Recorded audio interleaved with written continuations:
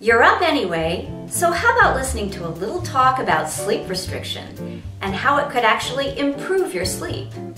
I'm Lois Maharg, and I've written a new book called The Savvy Insomniac. Here's a talk I had with Lisa Carolyn. Sleep restriction sounds absolutely wrong for the people who feel like they don't get enough sleep, Lois. Can you explain why it helps? Well, yes, it does sound completely misguided.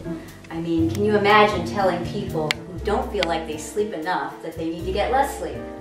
Well, when I first heard about it in the 1990s, I just thought it was a joke. I was actually insulted, if you want to know the truth. So for over 10 years, I actually avoided it completely. What changed your mind? Well, when I started out to write my book, I promised myself that I was going to experiment with all kinds of cures or remedies or ways of managing insomnia that were research-based. And certainly cognitive behavioral therapy and sleep restriction is one, so I knew I'd have to try it, and I did. And what did sleep restriction involve? Well, the first thing you have to do is you have to keep a sleep diary and find out how much time you're actually sleeping at night, at least as far as you can assess it yourself. And I did that for a couple weeks, and it averaged out to about 4 hours and 45 minutes. So that's the time that I set myself during the first week of sleep restriction. 4 hours and 45 minutes does not sound like enough sleep. At first, the first few days, I was a total zombie. I mean, everybody knows what it's like to feel short on sleep, but this was just like in spades, you know. The light was too bright, the noise was too loud.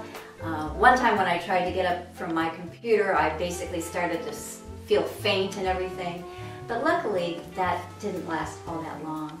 I think it was about the fourth night when I fell asleep exactly on cue at 12:30, and I slept through the night, and that pattern actually continued to hold for the first week.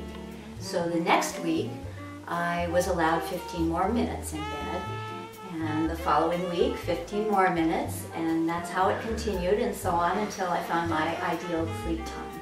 Did sleep restriction fix your insomnia? Well, my sleep is a lot more regular now, which has been a great boon for me.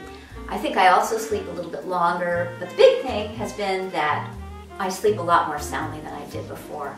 So even though sleep restriction was just terrible the first few days, I would say over the long haul, it really, really has improved my sleep. There's so much more to managing insomnia than turning off your computer and drinking herb tea. If you want a bigger picture, and if you're serious about improving your sleep, check out The Savvy Insomniac.